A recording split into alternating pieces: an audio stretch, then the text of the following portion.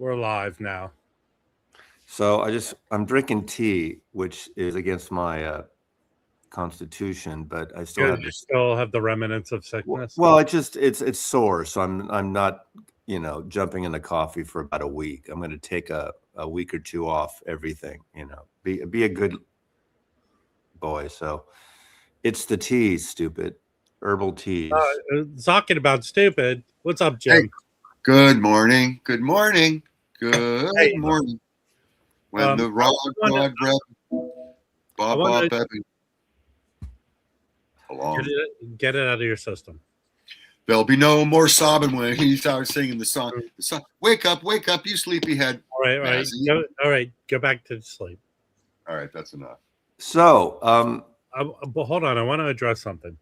Okay. So yesterday I went on Rachel's, and when I go on Rachel's, I kind of feel like I give Rachel what she wants, but there are a group of people that because of their own issues with themselves look at me like I'm this demon person.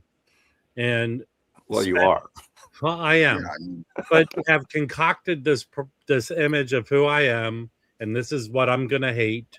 And there's a group of them, and they're nonsense people. That's all. Thank you, nonsense people. Yes. So, this was new to me. Maybe you knew this, that this June in Brooklyn, VinylCon is happening. Oh, they're doing one. That's quick. June coming up. Well, you don't know how long he's been planning it. Yeah, but he says we're looking for tables. I mean, we want vendors. That's pretty quick. Now, thing is this going to be? Is someone going to do a video eventually? Is the guy? I don't know the VinylCon guy. You've met him, but is he going to become the man? Because he's going into these different territories where like WFMU is and all these other places. Well, I mean, I'm just throwing this out. I'm not saying either way. Right. So I'm gonna. What do you think, Mazzy? What do you think? No, I'm gonna come back.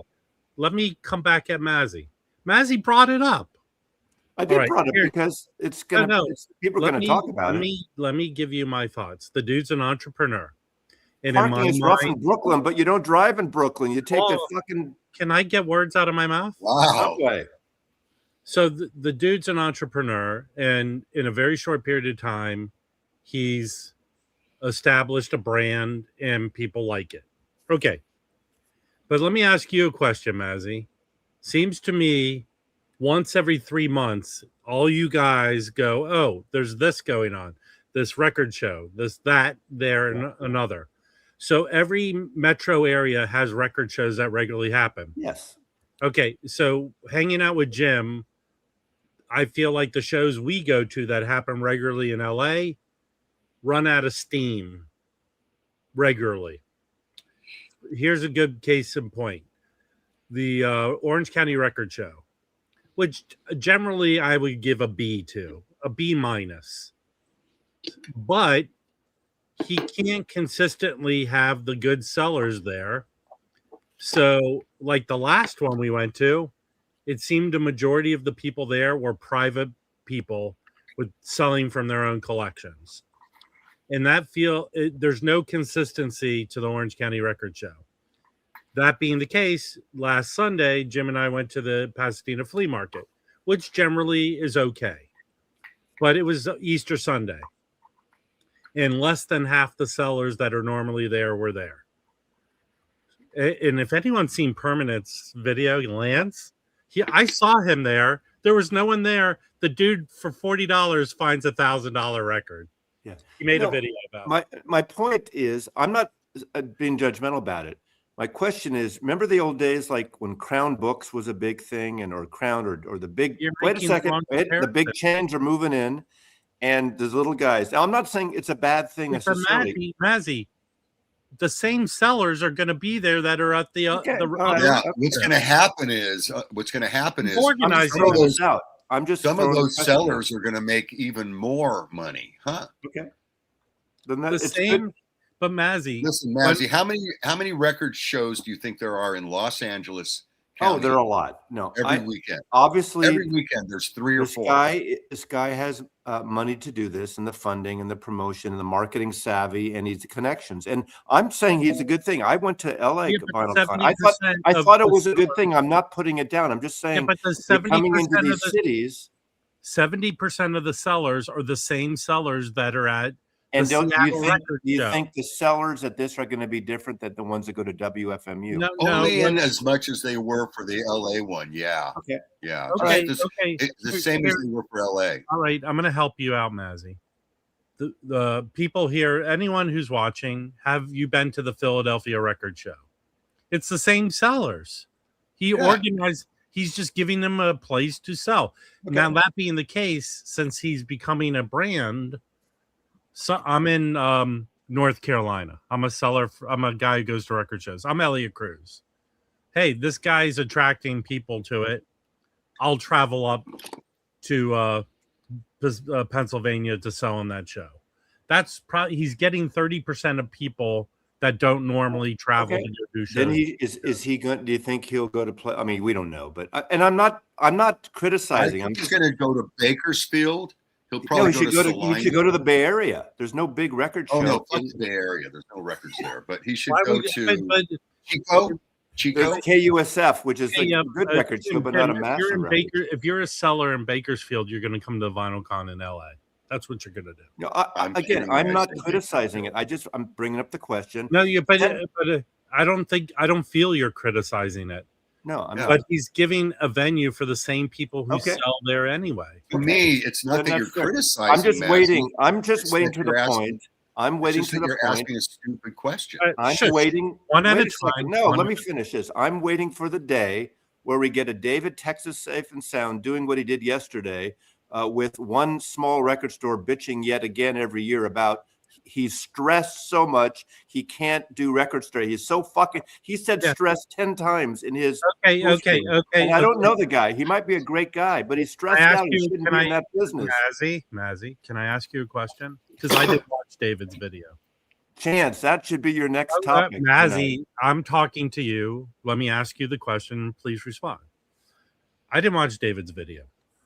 Was David's video just based on this one guy's post? Yeah. Okay. Can I ask you a question?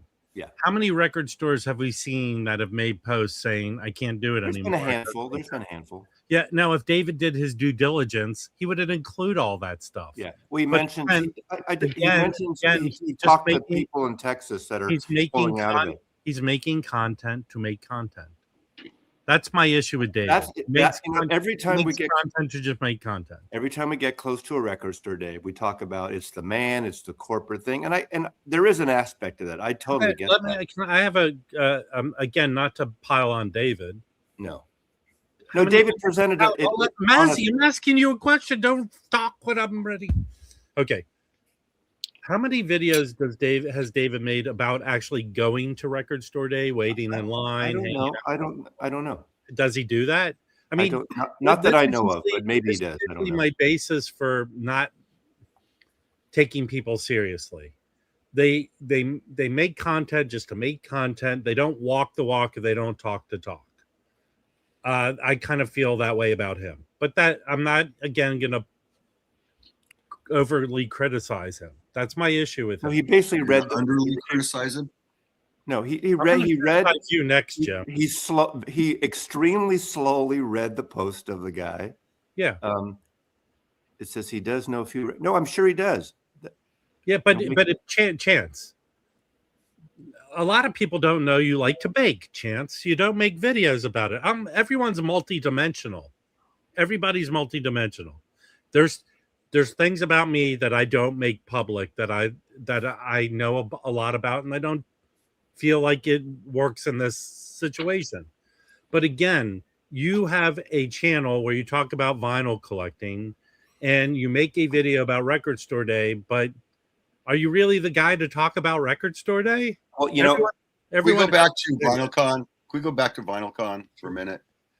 As the only person on this panel who has actually thrown 15 or 20 or 30 record shows, I can tell you what the issues are. The issues are two. You got to get sellers. What happened to one? Why did you jump to two? The first one is there are two issues. The first issue is you have to get the sellers to bring new records. I'm not going to go to your fucking show, Jim, because those sellers are bringing the same goddamn records every show. Why would I need to go and look at the same records that I didn't buy last week? That's one problem. How do you get the sellers to switch out 10 boxes from their van? Number two, the sellers want me to bring new buyers. I got to get new people. So how do you get new people and new records in? This VinylCon guy is doing it by only doing it once or twice a year. Then it doesn't seem like you're repeating yourself, and it's not but overly bullshit. I understand because that. The big problem for record shows is buyers, the big buyers, they don't want to go to the Orange County show and look at records that they didn't buy the week before at the Pasadena show and look at records that they didn't buy before. But isn't that when I talk about the same sellers sell at all these places, isn't that kind of that's what it is? Kobe gets new sellers in by only doing it once or twice a year. All right. So I said he brings in 30% new sellers. Yeah. Okay. Yeah. So we talked about that. But so that's the key: new sellers and new people. But I'll tell you this, Jim. I kind of feel if he's doing a show in Brooklyn, he's going to get the same sellers that sell at the WFMU, whatever that is. I don't know that could very well be.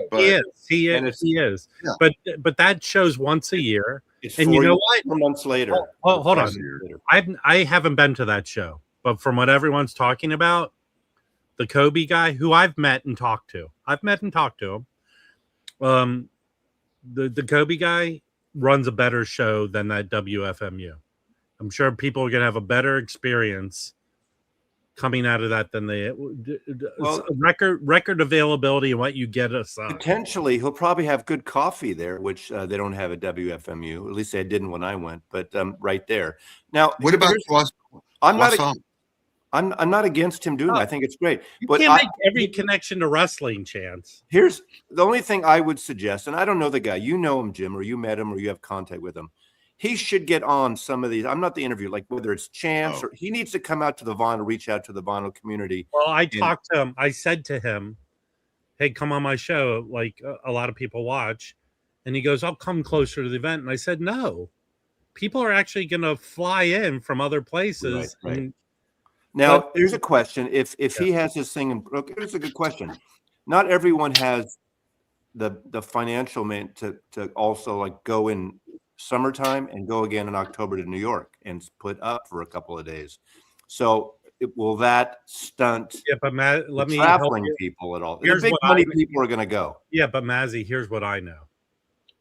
The New York metropolitan area is over 26 million people. Yeah, I get it. I understand that. So there's enough people there to just come. You don't need people to come on. But I still think it's a good. LA is over 22 million. I understand. I know all the stats. You don't have to. But I mean, but he should come on some of these interview shows, Westman or. We should do a series of interviews with you, Mazzy. I'm not asking for me. I'm not the. I don't. Mazzy, let me give you Let me give you some data. He gets a lot of promotion from us. Mazzy, wait a second. We talked vinyl. We talked about VinylCon for weeks. But Mazzy, here's one thing you didn't say. So what? You come here. You come to Westman. You go to all the normal places. Right. You get middle-aged white dudes. When I went to VinylCon, you know what I noticed? There wasn't a ton. Hold on. There were a lot of other types of demographics. And I'm not. I don't doubt that. So maybe he says, "I'm going to places to bring in the younger people, to be buyers." And to Jim's point, but the younger people aren't throwing five. The younger people aren't throwing $5,000 at a record. To Jim's point, yeah, they are. They're to Jim's point. He's bringing in buyers that don't normally come to these things. I mean, seriously, I would love pollination he could be doing. I think I would love. Hey, if any of you, which I doubt any of you, are going to Coachella this weekend, it's going to rain. By the way, my daughter's going. Yeah, videotape the record place and see the demographic of people there buying. I'm well aware of that. I've seen that. I've seen the tent videos and stuff. Yeah, I totally see that. And this week's AXPONA, you're going to that, Jim, right? Yeah, Right. middle-aged white guys and old white guys. Middle-aged old white guys. A lot of Europeans, Jim, a lot of Asian. Count how many people you see there under 30 years old at that AXPONA. I bet you count it on one hand. We'll see. I haven't been to AXPONA in a long time. We criticize, we talk about, like, let's take Westman, because I like what Westman does. He asks people and they eventually break down and come on his show. Like they had Patrick from Rhino yet again, and he pretty answers almost everything as much as he can. And I think more labels should do that. We always talk about MoFi never came up, doesn't go up on any channels. They should. Universal Vinyl File should do that. The more companies like it should be transparent and open up and for questions. The live streams, you get questions. And he didn't duck any questions. The ongoing Led Zeppelin question about when are they going to do that? He said, we did send the Coltrane monobox to Jimmy Page, where we'd love to do Zeppelin. It's not that they don't want to do these things, but he kept saying it's manageable. How did we get there from a record show, by the way? No, about the people coming up on talking about these things, like the VinylCon guy. I mean, the vinyl community is big, and even though it skews old, there's a lot of people that watch this that aren't just those old people too. Not as many, definitely, maybe 20% if you're lucky. Where's our resident young person? Where is Gabby? I don't include Fluffy because he doesn't leave the house. Gabby, are you here? Well, how old is Joe Williamson? He's probably in his 40s. Joe Williamson is probably 78 years old. Hey, Joe, how old are you? Probably your 40s, right? Mid 40s? I don't know. What? Joe's in his 40s and he likes you? He's your number one? I don't know if I'm just guessing. Are you in your 40s, Joe? He didn't say he liked me either. So he's your number one fan. Yeah. Hey, look, here's how I know Joe's old. He's doing mushrooms. If Joe said he was doing fentanyl or ecstasy. Well, Amanda, okay. Amanda's 50, so she's all right. Yeah, Amanda, you're like the rest of us. I'm sorry. Except you're not a man. So basically, your name says a man. Okay. I turned 21 and had a drink in a bar when you were born. There we go. So who's the most talented 44. person? Okay. Right, Joe. See, yeah, but you're an old soul, right, Joe? Joe, do you eat oatmeal when you wake up in the morning? All I'm saying is, here's the deal. The dude seems to do well with the young people, getting the young people there. That's the component. And I applaud him for that. I applaud him for that. He spends 10 times more money going after young people than going after old people. That's good. And that's good for him. He's bringing another audience. And I, that's so I don't see how spending 2 hours farting around with us is going to bring him. Hey, Rix, I don't know what sex you are, Rix. But he should jump on once. I mean, he could go on one of pick one. I'm not talking about me. I don't do that. This is the best place to go. There you go. George is old. Hey, George, what kind of drug did you use back in the day? Coca-Cola? George is older than me, so what drugs was he using? Did you take a lot of? I know Mazzy didn't, but I took a lot of acid. I mean, a lot. Hey, Tim. So at the end of the month, Amanda and Todd are moving to the Denver area. We're having a little going away thing for them here in a couple weeks. All right, who's the most talented person in the VC making videos? Abigail DeVoe. She's not in the VC. Why not? Because she doesn't interact with any VC channels. I don't know if that's necessary. It is. I mean, she is what she is. I don't see that as being necessary. All right, is the Frank guy, is the Too Many Records guy, they're not part of the VC. Okay? When you say, I don't look at the VC as no membership card. I look at the VC as people doing videos on vinyl that I'll never talk to as well. They're not, listen. Oh, concert, they're not VC? They're not. All right, VC. well, what would you call them? They get what would you call that level? Vinyl. Let me go circle back to the She doesn't talk about vinyl. Hey, she talks about Jim, are you part of the Hair Club for Men? No, I didn't join it. I don't have any hair. Jim, I want to I know circle you back. are, but it's not working. I want to circle back. You're wasting your money. I want to circle back to VinylCon, and I'm a little bit of devil's advocate here because I had a great time, and I think he does a great job. What he does that no one else does, he does coming from the advertising world, you would understand this, and I understand it. He makes co-brands. He brings in Monster Energy drinks. He brings the coffee companies. He brings, well, Discogs is related, but he brings these branding opportunities to have booths up or tables up within the thing. And he has this cross-platform thing. No other record show that I know does that. I'm sure there are record shows that I know for a fact that they might do a local anyway. burrito taco truck, but you think I'm criticizing. I'm not, but I'm just thinking there's going to be a perception at some point that someone's going to say, oh, the corporate man is coming in, whether it's good or not, the results. You go to they talk about Amoeba. You talk about Amoeba being the big corporate What thing. is bothering you, Mazzy? What do you mean the corporate man is coming in? You lost me.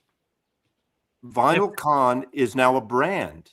So he's the corporate man? Is that what you're saying? Well, I'm saying people, there's going to be a segment of people like they do with Record Store Day and other things. They're going to eventually, as he opens up in more cities and he expands, it starts like this. And I'm not against it. I'm not saying again, but I bet you there's people who are going to say they're going to see the VinylCon brand as a national record store outlet.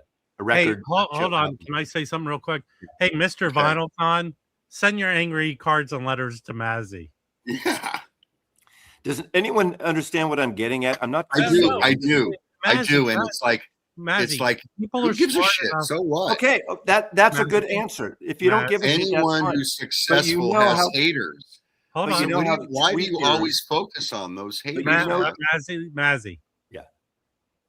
People are smart enough to understand what you're talking about. This thing you do, where I'm not trying to do this, or you explain yourself. I think enough people know who you are, know what you're about. The fact that you have to defend yourself while you're explaining yourself. You defend yourself all the time too. So no, I'm not. Not in this time. But look, hold on. You know, we get grief just for getting free records. So that's even a small scale level. You get more grief than I buy enough records. By the way, I'm going to show. Why the fuck, Mazzy, do you focus on the 7 people who don't like you instead of focusing on the 19 people who do like you? I do. I totally always. Hey, Tom Rashawn, you didn't go, so you can't talk about it. Hi, Tom. I hope you're doing okay. Hope you're doing all right. It is a bit of a setup calling it VinylCon. I mean, it sets it up for it's a con. Yeah, but they're very well done. I've been to one. Convention, man. It's one of the best record shows I've been to. Did one in Baltimore. Yeah, the guy throws shows. Good shows. Yeah. Once or twice a year. There are other organizations. There's a guy in the South who does 10 shows a month all over the South. Well, all I'm saying is this. Every city has record shows. He does it better. That's it. And then we could can I transfer this conversation back to Record Store Day for a second? You've been transferring the conversation every fucking direction there is. Because, well, never mind. So Record Store Day should be called Record Jay Farley, you're partially right. I haven't had coffee since Sunday. And today is Thursday. I'm having tea because when I was sick, and I just can't wait to have coffee again. You're right. I made a video at 1 a.m. last night because I, couldn't sleep and it wasn't about coffee. Again, if we're going to talk about Record Store Day, I understand. I saw that post because people shared it of this record store owner explaining why he's not doing it. And if he feels stressed, me and Mazzy were talking earlier. If the guy feels stressed, he's stressed for probably a bunch of reasons. I think he used stress 5 or 6 times in that, so he should not do it. Here's the thing. I read between the lines. The guy made a post. He's explaining to his customers why he's not participating. He went into a long explanation, but I have to feel like I don't know how his business is right now. He didn't really say why, did he? Yeah, hold on. I don't know what his business is like. I don't know what his personal life is like. Right. But there's not one clear-cut reason why people make dramatic decisions. In my life experience, there isn't. There's multiple reasons. And I don't know the town the guy's in. I don't know his competitors. I don't know if there's other stores that do record store day better than this guy. I don't. And he didn't say that in his explanation. Yeah, I know. My stress level starts right now with you, Kimbo. Yeah, I know some smaller stores here and in the Bay Area that don't do it, and they tell me why they don't do it. And there's a couple stores like I don't have a t-shirt. The t-shirt I wear a lot, Tunnel Records. They do it on a small scale. He buys maybe a dozen titles. He never complains, doesn't buy that many. He seems to get, I don't know if he gets everything. I don't know the statistics, what you order, what you get. I know you order something and you don't get a lot of stuff. And I know when you look at someone like Mike Ingroove and he's getting tons and tons and tons of stuff, but he has created a big business on his own. Obviously, he had the backup of having the mattress businesses and started the store small, and he built a brand in a way, and a worldwide or national brand of one store. And he's very successful at it. And he gets a ton of product. And he's well aware that what he doesn't sell, he can sell online the next day. And other people are going to be upset. If he's selling online, they're going to say, well, how come I didn't get some of those copies? And that's a legitimate concern and question. And I'm not questioning people getting upset and pulling out. We all have been exposed to enough record store owners and stuff to know the pitfalls of record store day. We do. To cherry pick someone's post to make content about it without including all the array of issues that these record stores have. But it really does come down, guys, how many record stores in your town that are just horrible? They're horribly run. Yeah. How many record stores in your town that are good? They're well run. Yeah. Right. So that's really what it's about. It's a business to do business. If someone throws a roadblock in your way running your business, good business owners will figure a way around it, right? Yeah. Record Store Day is responsible for hundreds of millions of dollars of record sales over the years for these independent record stores. It's fantastic. But they can fuck up if they buy too much of the wrong thing, or they get sent the wrong thing and they can't send it back. The stores that I know that do the best on Record Store Day are stores that are run very well and don't participate. Hey, they don't buy any of that. They just have a sale that day, and it's the biggest day of the year. I don't share links here. If you want a link, you have to message me. I don't want to go away from my time here to fiddling around figuring out how to send you a link. Message me. That's the rule. Message him, Eddie.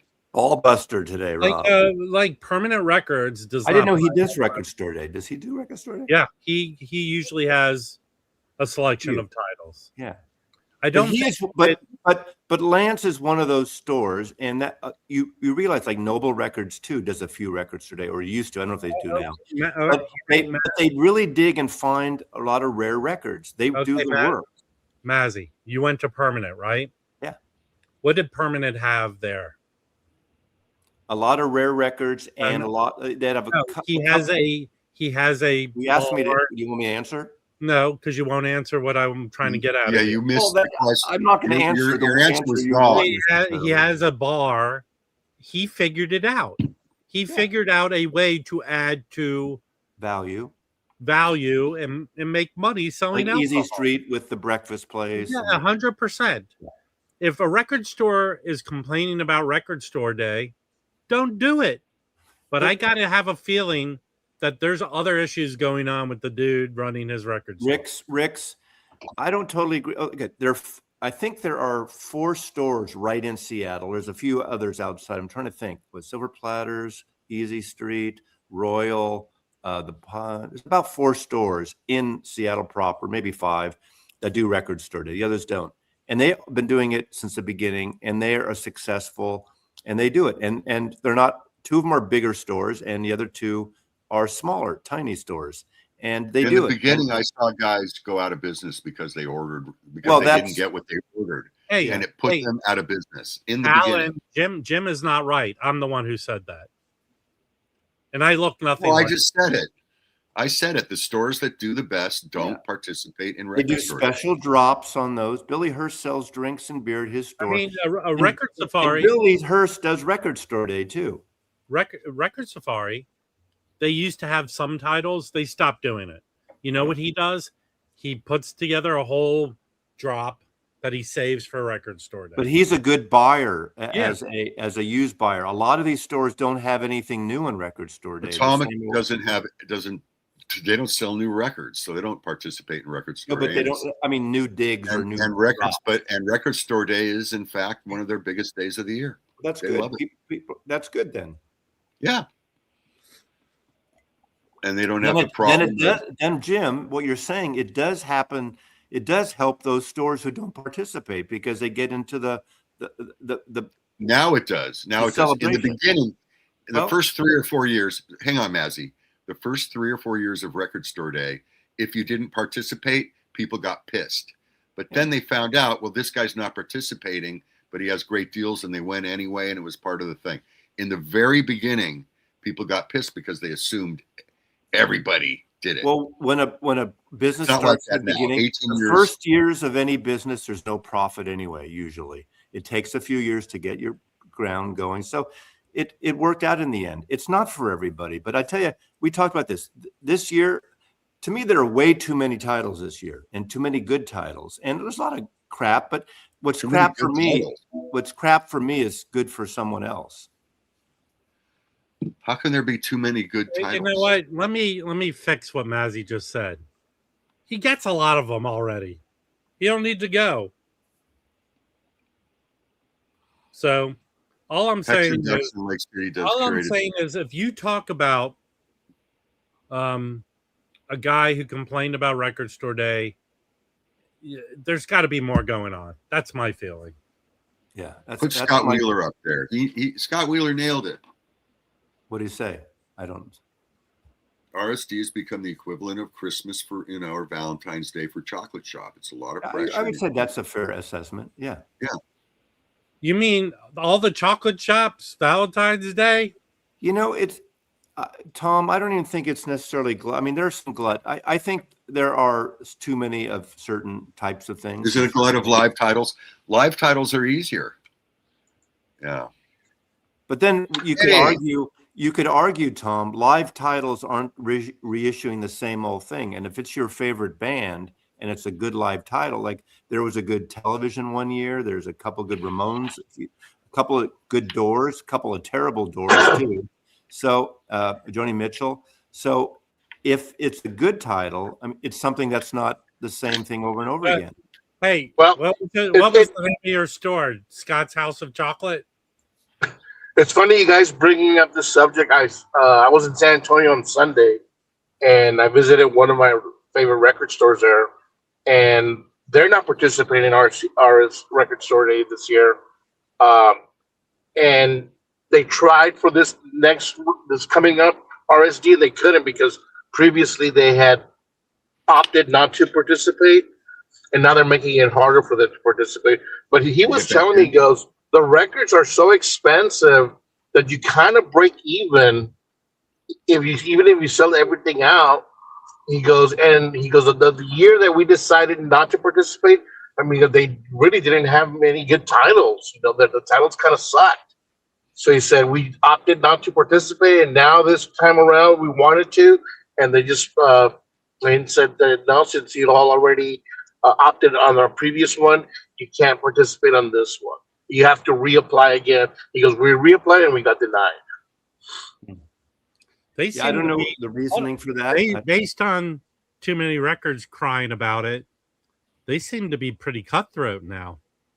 Yeah, that's what my friend was telling me, that they're very cutthroat now. They're making it difficult. Go ahead, Jim. Record Store Day started the same year and the same month as Record Collector News. Yeah, and who won, Jim?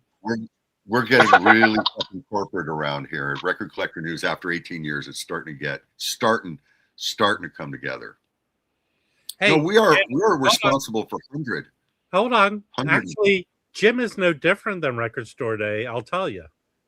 You pull an ad from Record Collector News, he cuts you off. He says, "Fuck You're you." fucked. Yeah, yeah. Okay, You want back Cult- in? Fuck you. Cult Vault, that's how I look at it.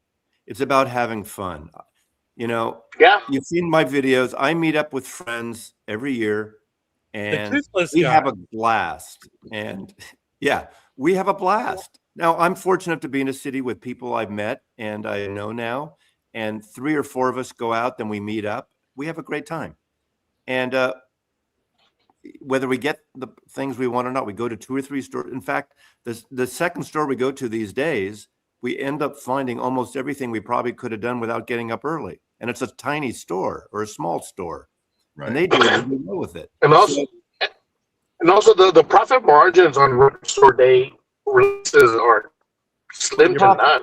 The profit Yeah. margins on new records is not great. Yeah, but let me help you out here. I realize this thing that certain stores do where you have to fill out the list and blah, blah, blah.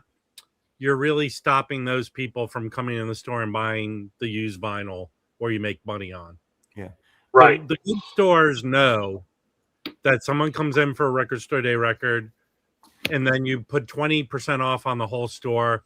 They'll walk out with used stuff you make money. Ricks, I think the flipper thing is overrated. If you're going to wait in line for one copy of an album you're going to flip, okay. Power to you. Ricks. I'm One going to record you can buy. It's limited. Ricks, I'm going to help you to come off as smart and good taste. Okay? Rob's educating all of us how we should be. Ricks, I'm going to help you. Just you. Ricks, I'm going to help you. Name the titles from last Record Store Day that were flippable. Those flippable titles are few and far between now. There's no way to tell what is going to be the hot record. There really isn't. The only last one I can think about is the first Dada record from last year. That wasn't a big flipper. I mean, and that wasn't a big you're flip. talking about the Taylor Swift shit. Yeah, no, but Taylor Swift, didn't she put out one last year that you could still buy? There's always you could always cite a few records that are expensive. Definitely, they're definitely. And I'll tell you, but a flipper can only buy one copy. I'll tell you, the flippable, the flippable ones are flippable for like 2 or 3 days. That's it. Well, there are exceptions, Rob. Yeah, there are. But Rick's naming flippable records. If a flipper's getting up at 3 or 4 in the morning and buys the one copy, all the power. We got 2 answers: Pharoah Sanders and but the Pharoah Sanders a year later it came out and you could get it. The Craig one, that was a flippable. There are definitely some the 3 or 4 months after Record Store Day. There are definitely some that will be flippable, but you're talking about maybe 2% of flippable. If that, 1%. I mean, so what? Hold on. If someone's going to stand in line for real quick public service. Hey, Big Ian, how you feeling? Big Ian is getting over an illness. Please give him a shout out so he can get back to being healthy and we can make fun of how stupid he is. All right. Oh, come on, Big Ian. We need that. Hurry up. There's always some that are going to be valuable. And thing is, the hype. People like Rob and Vinyl Piper, and I guess us when Kimbo and I and Joey got together, that Craig Smith thing, we kind of hyped that in our video. And we didn't know anything about it. We just said, oh, it's something to get. So we bought it. I mean, I liked it. I didn't buy it. I bought it. We all found it. I did buy it. Second stop. I did buy it. And I got it to Vinyl Piper who wanted it. Yeah, exactly. Here's what I overall, it should just be about the music, stupid. It is.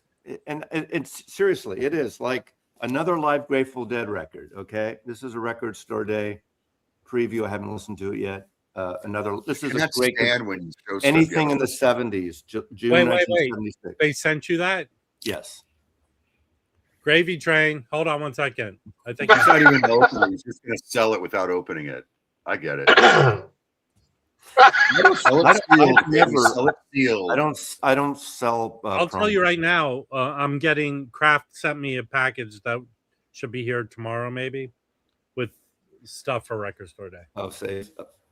When did you bring up the Gravy Train logo again? Yeah. Hey, can I show some records I found at a thrift store yesterday? And Mazzy and Jim can tell me if these are good ones. Oh, now you're asking us for our advice. No, That's it's your opinion. That's a good record. Yeah, This is a white label promo of this one. Yeah, I wouldn't call it Very expensive, nice. even as a promo. But It's a $20 record. Yeah. This is a later pressing when they relented and put back out the cover. It's Good still album. It's still in the shrink. Nice. Yeah. Is this a good one, Mazzy? Oh yeah, I love that. That's a comp. It has a long different version of Bluebird, and it's a comp. Clean it up, and play it. Yeah, no, I'm cleaning all these. This one I already have, and this is a good record. That's a great record. That's what's his name produced that? Bose. Yeah, these were all at a thrift store. We talked about the fact that I stole from his house, Bones' house. Yeah, you said that yesterday, 2 days ago. These were $4 each. A lucky rabbit's foot from Bones' house. That's not bad for $4, man. All those Great. $4. I'm gonna clean them up and see how they sound. Nice. Yeah, the flipping thing, Ricks, I know you keep bringing it up and other people do. I used to hate it when people could go and buy like 100 copies of something or tickets and do that. Or they pay, homeless people to stand in line to do this kind of. That's not happening at these places. Oh, I went online to buy Olympic tickets. I got my number and all that kind of shit. You know how much people are averaging spending on those Olympic tickets? Okay, so my daughter's an equestrian. We wanted to go to the equestrian shit at the Santa Anita. The cheapest tickets for the shittiest thing, the cheapest, $300 each. The cheapest tickets, the event, it's the one event I would love to go to, is the beach volleyball. Those are the cheapest. Can't you see that every day? Those are the cheapest? How much are it's they? in Long Beach. No, those hot girl beach volleyball. Can't you just players? walk down to the beach where you live and see that? Those chicks are Amazons, man. Yeah, no, you can do that any day of the week. And usually the stop. It's true, Jim. Hold on. Huh? Usually the stop when they come to LA, it's in Manhattan Beach or Redondo. But the Olympic is in Long Beach. They're doing it in Long Beach. Okay, I've never seen Eddie Perez in a car, so this is like science fiction for me. I don't think I have. Actually, I saw Eddie Perez in a car, in my car, and he survived your car. Yeah, I'm actually have to go pick up someone in the airport right now. That's why I'm in my car. Are you in the long-term parking or the cell phone line? Eddie's waiting for an organ in a cooler, right? I'm actually in the parking lot of McDonald's, right around the corner from the airport. The airplane should arrive in about 15 more minutes. What airport? Laredo Airport, International Airport. Really? We got a small one. Yeah, we got a small airport.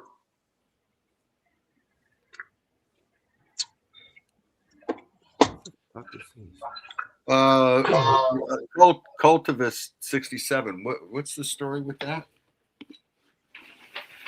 That's Jeff Myers, by the way. No, but he's talking about the cover of that record. I don't know that. What? Where's my record? Oh, the bum? Is that what you mean? Yeah. That? I got to see if mine's got the bomb. Are you feeling better, Mazzy? Yeah, I'm just still kind of sore. Yeah, but I'm eating like the blandest thing, and I'm drinking fucking tea. Can you believe that? No coffee, fucking tea, man. Let me see your cover, Rob. Where's the bomb? I don't think I have the bomb. The bum is right there. Oh, I do. I have a German. My copy is a German. Oh, you know what mine has that yours doesn't? What? A lot more ringware. Mine also has something yours doesn't. A $3.99 price tag. That's how much I paid for it. And if you open the gatefold, yours has residue of marijuana. Oh shit! I can smoke that. only if it's a gatefold. It is. Here. Okay. Where did you clean your coke? Cocaina. Oh, you know what I found? In a dollar bill. You know what I found yesterday? But I found the yellow capped Coca-Colas. oh, there it is. Okay, where was it? I think I read that they Kroger supermarkets, which here is Ralph's, and Vaughn's, which is Albertsons, they get these yellow capped. Even I went into Gelson's. You would think Gelson's here would have the yellow cap. They make these for Passover. So these are. Oh, those are kosher for Passover? Well, I think Coke That's is hysterical. kosher. Coke is kosher. Kosher Hold for on, Passover is different. Let me finish. These yellow capped ones are made with cane sugar instead of corn syrup for Passover. Oh, nice. So it's like Mexican Coke. Yeah. Yeah.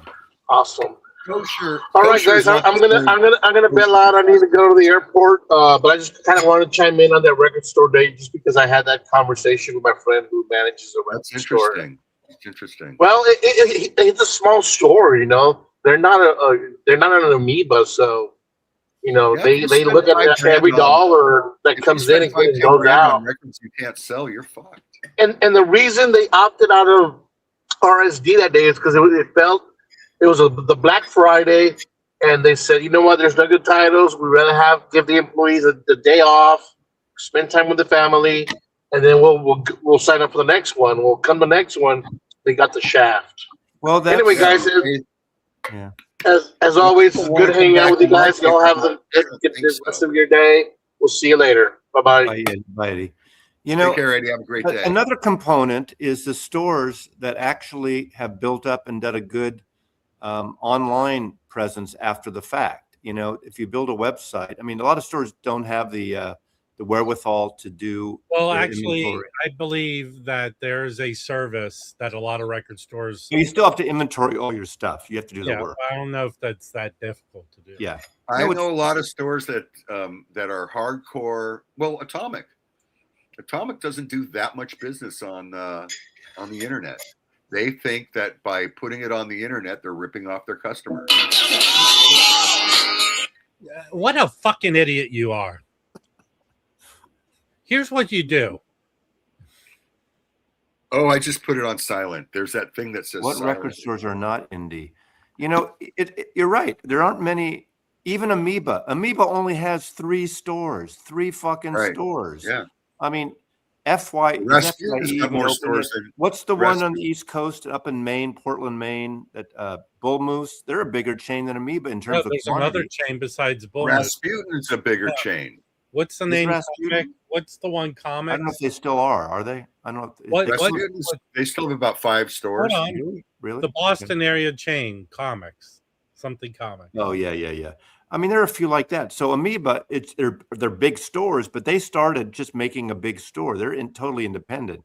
You know, luckily they bought a building when they were cheap and they were able to sell the building in LA. They started because they couldn't stand Rasputin. Yeah, so they started in Berkeley. Well, yeah, wasn't Rasputin Newbury Comics? Yeah, Newbury Comics. Wasn't Rasputin ex Amoeba employees? Yes. No, wrong. No. Wrong. Amoeba is ex Rasputin employees. You had it backwards. Got it. That's the story. They were at the store in Berkeley, and they didn't get along with what's his name, the owner. The guy that manages the Berkeley store is a great fucking guy. But anyway, so they got pissed off. They bought the corner across the street and put up Amoeba, and they've been telling Rasputin to go fuck himself. You build the thing about Amoeba, they've built, and good for them. Whatever you hate the little things about them, and I totally get that. They built a destination store that people from around the world will go to Amoeba in San Francisco and Berkeley and in LA. You know, and it's a place. Yeah, but the San Francisco and Berkeley stores are just record stores. The LA store is a tourist store. Well, so is San Francisco. It's right on fucking Haight-Ashbury. It's a big but it's not.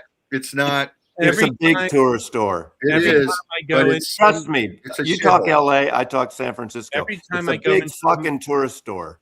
Every time I go compared to for San Francisco, it is. But okay, well, of course it's in. Okay, it's not a big. I'm trying to get in a word in edgewise. Every time I go into Amoeba, it's busy as shit because it's in the heart of tourism. Thank you. Yeah. In the bit Haight-Ashbury, people go to. It's right near Golden Gate Park. Let me ask you a question. How many other record stores are there on Haight-Ashbury? Time's up. About 7. Well, no, not 7. How many other record stores are there? So what I'm saying is that Haight-Ashbury is touristy. There's only 2 other record stores in Haight-Ashbury, or not even, maybe one other. They closed the Leopold's or what's the other one? Not the Leopold's. What's the guy? There's still 3 or 4. What's the guy?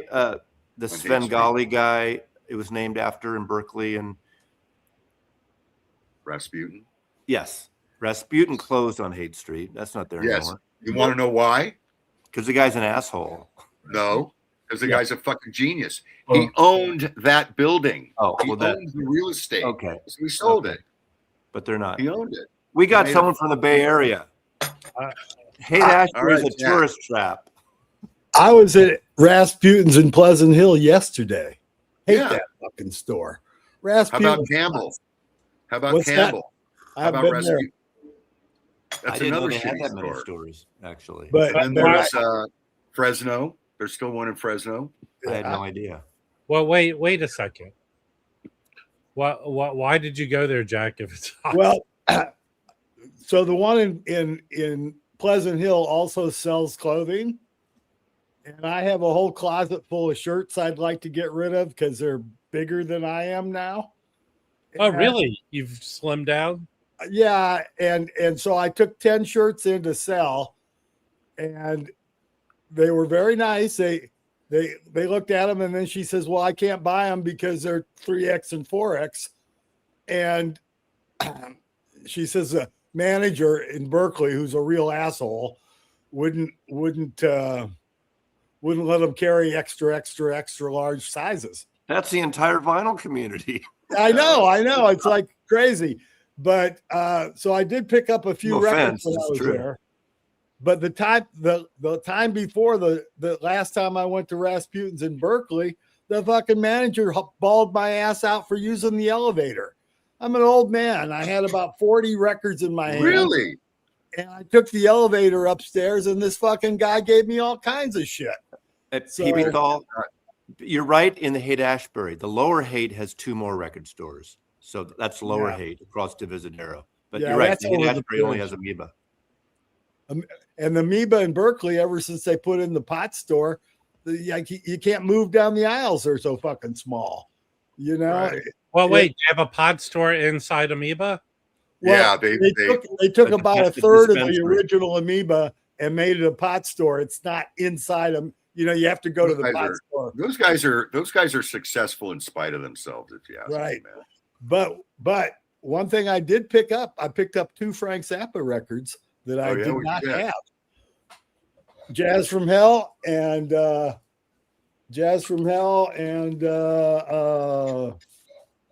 this one, Orchestral Favorites. Great records. Neither, you know, when they came out, I heard what they were talking about, and I go, I don't think I'd like that, but now I really like them. So yeah, the Orchestral Favorites. You know, Frank was pissed off at Warner Brothers, and so he kind of released all that shit on the radio. He said, "Everybody, get your tape recorders out," and he put out that box. But anyway, yeah, Orchestral Favorites. They ripped them off on that, but it's really good. Good music. But anyway, Jim, have a great time at AXPONA. Oh, thanks. And Angie, the lady I sent you a message about, I'll dig her up. She American Sounds. It's a Canadian company, but she's always into all the little fancy audiophile crap, the same kind of stuff you're into. Weird stuff. And you're about the same age, so you'll probably get along. I'll find her. I will find her. Yeah, it'll be fun, man. I haven't been in a Jim doesn't like ladies his age. He likes them much younger. Oh no, yeah, but she's just she knows all, and she knows classical music. She's on the Anthony's Wednesday night live stream, which seems to be off the air for a few minutes because Anthony's doing he's dealing with he's dealing with radiation treatment. So his show is usually on Wednesday night. There's 96 episodes online you can watch, older ones. And they talk about classical music and show classical music records. And Okay, Angie, Dan B, I want Dan B banned from this fucking show. Hey, Dan I B, like Dan B, what are you saying about Jim? Hold on, Dan B. Let me help you out. What people usually do with Jim, they pick him up to look at him in the eyes. Shut up, Rob. Shut up. Hopefully but she wears. she had fun. Yeah, I'm looking forward to it, man. I haven't been in a while, and Chicago's a great town, but I don't think I'm going to have much time. You're going to be in the suburbs. Hey, Jack, how is down home these days? Love it. That's Down Home and Dave's are the two record stores I actually go to once in a while. For people who don't know, in El Cerrito, home of the birthplace of Creedence Clearwater Revival, north of Berkeley, is Down Home Records, opened from Chris Strockwitz, the original, the guy who started our Hooley Records. And he, with the money he made from I Feel Like I'm Fixing to Die on Woodstock, partially bought that building. He died a few years ago. And he did all that great Our Hooley stuff. No, I don't want any Mickey Mouse music. He doesn't like rock and roll. No mouse music. No mouse. No music. mouse. No mouse. No Great Mouse documentary. Music is a great 2 CD set available now. Yeah, Our Hooley stuff's great, and it's a all the great blues documentary and as folk and Zydeco and Tejano and Interestingly enough, when he got the publishing on that Country Joe song in '72, Country Joe went up to him and said, "Haven't you made enough money off of my song?" And Chris said, "Yeah," and gave it back. yeah. He gave it fucking. What he back. did is when they Country Joe and the Fish in '65 did their first EP, he paid for it and he traded for the He publishing. recorded it and they couldn't pay him, and he said, "Just give me the publishing," and they did. Yeah. But it was based on an old kind of, it's like a traditional song, "Come on, all you big strong men." Yeah, and then of course Woodstock happens and the guy makes millions. I agree, PB Fall. I think the best stores in the Bay Area are not in San Francisco. I think They're it more depends on expensive in San Francisco. I can tell you that much. Yeah, I like, there's two little stores there's a couple little stores I like. I like Tunnel, and I like Originals. It's a tiny, well curated store on Hayes and Fillmore. Stranded Records. Pardon me? Stranded Records, they're pretty good. Oh, They have a Stranded. store in- Stranded has a lot of new stuff because they have the Berkeley store and they have the New San York Francisco. and Manhattan. New So they York, have their New own York. label too. They have their own label. East. You're right about Berkeley and there and up north. Is the last record store still around in Santa Rosa? Yep. It's now called the Next Record Store, but it's basically the same thing. Got it. And there's The original owner is still involved. there's a one in but he's- Petaluma. There's a one in Petaluma that also has a store in Denver. Right. Starts with a P. Paradise. Paradise. There's a That's pretty an okay nice store. store in Suisun City. Oh yeah. The only reason I know about it is I have friends in Suisun City, so I saw Yeah, it. Streetlight is still there. Streetlight is. I like Streetlight. I spent a fortune at Streetlight in San Streetlight Jose. used to have two stores in San Francisco. Their first store, they took over the original Aquarius Records location, or the second one on 24th Street. Then they moved. They closed both their stores. They had one in Market near Castro. They closed both their San Francisco stores. One in San Jose, one in Santa Cruz. Now, I distribute in Mill Valley, Novato, Petaluma, Eureka, Arcata, Woodland, Anderson, San Rafael, Santa Rosa, another Petaluma, Napa, Point Reyes, Loose Joint Records, Petaluma, and Eureka. And then there's a shitload Oakland. the best San Berkeley, Francisco record stores are north in Seattle. Okay. Well, I'm stealing Birdie's. The best San Francisco stores are south in LA. I'm stealing that. And I got the most important though is I've got papers at Atomic Genius in Puyallup, whatever What it is is. that? Oh, That is a charcoal thing. etching. It's an etching. No, it's a where you take your It's pencil a transfer. Yeah. transfer it from the Jimmy's tombstone, and it's his original Nice. tombstone, which Oh. isn't there anymore. Right. They built the bigger thing. That's 20 minutes from my house. I Yeah. never saw the original. Yeah, a friend of mine gave me this years and years ago, rolled up in this plastic We don't talk about rubbing here, DJ. pipe, and I have no idea what to do with it because I keep thinking about framing it, but I never have. Did you guys get my thing? Don't point it down to your thing. We don't No, want the to see your Mazda. thing. Can you reframe your camera, Oh, please? you're okay. You're wearing a Seattle Records store T-shirt. Yeah, I am. Georgetown. Georgetown Records. Wow. Vinyl column. Hey, Where's Kimbo, my, we gotta talk. Call me today, Kimbo. Yes. Make your I'll arrangement call you later. on the live stream. After 12, I'll call you.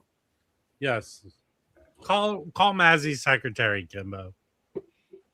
Aren't you Mazzy's secretary, Kimbo? Georgetown Records. Oh, did I not send this? No, you didn't send it. What are you supposed to be sending? There was someone talking about the Mazzy rub the other day, and I found a video of a French bulldog rubbing itself, Yeah, we don't need And to I- see that. and I wanted to send it because I that's the didn't Mazzy rub. I didn't need to see it. So you did see it. Oh God. I didn't I'd like need to post see it again. I would like to post that again, but I don't know. I'm going to I'm Loki, going to Kingston Loki. tonight. Loki, you're a great typer.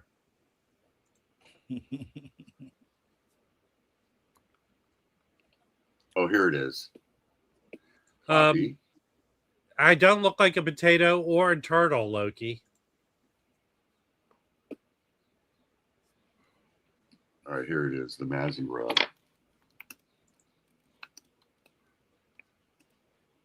Tim at Georgetown. Okay. Yeah, and Georgetown Records has a store in Mexico City as well. Oh, that's right. That is correct. I wonder if forgot Jose that. probably must know them. He doesn't live in Mexico City. But he's there. He's there. I thought But he's Mexican, so he must know everything about Mexico. He's not. Well, He's, he works.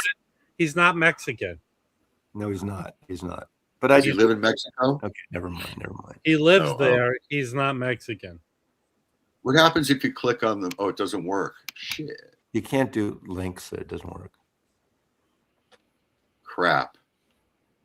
Oh well. Hey, why are you sharing dog pornography on my stream? It's the Mazzy rub. Someone Shut mentioned up, brought shut up. up. I show up here twice a week usually, and I have to get this stress from you and this grief, and I bring up I'm a sorry, I topic. know you're not feeling I well. bring up a You're topic to Mazzy. talk about. I Hold on. bring You're it not up. top form. I bring something up that we can discuss. Not that I'm for or against, but it It's adds just that to I sense that you're vulnerable. Hey, So I'm It going to adds go to in. conversation. Mazzy. Yes.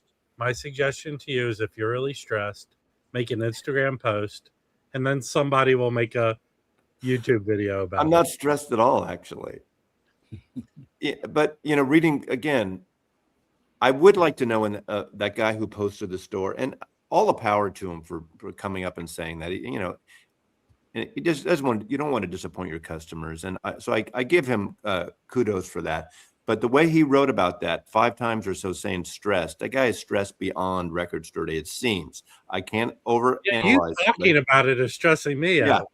But I would like to know what specifically happened. Like he talked about, you have to spend $20,000. You don't have to spend $20,000. But I understand you're not going to get everything you want if you could just pick and choose. So I'm curious what finally set him off.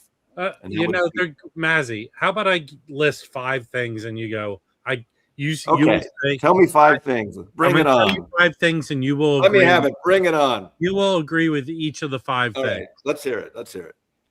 First thing is staffing. Maybe he lost some employees and he can't replace them. Fair enough. Okay.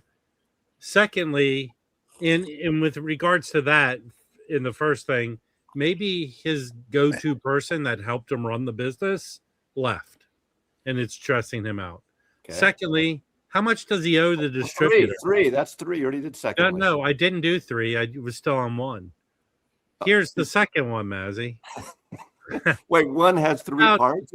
We don't know how much money he owes to his distributor, Whereas distributors said, look, if you don't pay this off, you can't order Record Store Day records. Which means, We don't- okay. right? We don't know what But he financial. sells new records too. So obviously, Again, that would speak to that. The third thing is we don't know how his business is going. We don't know if he has competitors that are taking his business. And a used record store is only as good as the last collection they bought. We don't know how often he's gotten collections in, right? We don't. 4. Okay, the fifth thing is, Wait, what about 4? I did 4. You merge one. Okay, Don't criticize my listing of 5 things. The fifth one is the most important. Talk to the hand, Rob. We don't know how many cards and letters he has sent to Mazzy to give him a shout out to help his business. Well, there's that. I mean, there's so many things going on that could be stressful to run. Chance, I've run a business. I've run a Chance, business. if you're still here, you're probably not It's here. You're stressful. probably working now for a living, like a good American. Being I think retired you is so I- much better than working. I think this should be a topic tonight, Chance, on your live stream. I don't know what your topic is tonight. Are you doing a stream tonight? Chance's topic tonight is, were you molested by a record? Show us on the record where they touched you. No, Record stores to avoid. no, Fluffy. Hey, Rob, did you call that guy in Covina? Yeah, I told you I'd talk to the guy, and don't say it out loud. Okay? Oops, sorry. Jesus. Fluffy, you make a video about a bad store and you go in there, they'll know it's you and murder you. Stop. I don't think, doing the bad store thing, if you're going to do it in a creative way, like walk to the store and try to open it when they're supposed to be open and they're closed. That's the way you do it. Jack, what's your approach to Record Store Day? You just go later in the day and see what you can get. I have an arrangement. I just kind of order it. Oh, there you go. Yeah. Wow, that's against the law. Don't tell. I know. Jack has the coolest setup, and he's got a great collection. He's got a great stereo setup there. Hey, Don't stereo. What are the speakers called again? I have the Scala speakers. Yeah. Ooh, shit. Oh yeah, those are great. Yeah, but they're in between they're in between your TV. That's a no-no. Absolutely, they're in between my TV, and I can use them to play my TV. So when I watch a movie on my big TV, I've got a great sounding. How big is that room? That's a big room, huh? This is my living room in my 900 square foot 3-bedroom house. It's not that big a room. I think it's 18 feet long. It's a nice size. It's not gigantic. It's a 1960 tract home, which is There's no way I could fit with the Scalas. slanted ceilings, which is nice, right? There's no way I could fit with Scalas in my room, in my lonely teenage room. I want to Ed Topo. You were counting in British. I was counting in American. It was 5. I was there with Patrick and I were at his Jack's place. You gave us a ride home from SF. Well, we went to Amoeba. We went to the KUSF Record Fair. KUSF Record Fair. And we went to Cha Cha Cha for lunch, right? Went somewhere for lunch and went to Amoeba. Cha, which is on the corner. You got great parking. I go to I like that I show. parked in the shade, the only shady spot in the Haight under a tree, and because everyone had records. It was George Borden was there. Right. It was great. Wow. It was a good. Nicole was there. Nicole was there. And Cha Cha Cha is a Caribbean restaurant right And there. I met the Surface Spins at the record fair. I'd never met him before. Right. We met a few people. We met Jefferson. Jefferson was there. I met just briefly Michael Dawson there. I hadn't heard of Michael Dawson yet. Well, I was standing next to this guy, and I wasn't looking. You know how you don't really look right. And he asked the question to the guy in that voice. He's got that deep voice. I go, wait a sec. I said, Michael. It was great. It was like that's how Surface Spin found me. Is I was looking at talking to a guy buying records. Some guy I didn't know come up and goes, "Are you Flaming Groove?" I go, "Wow," Wow.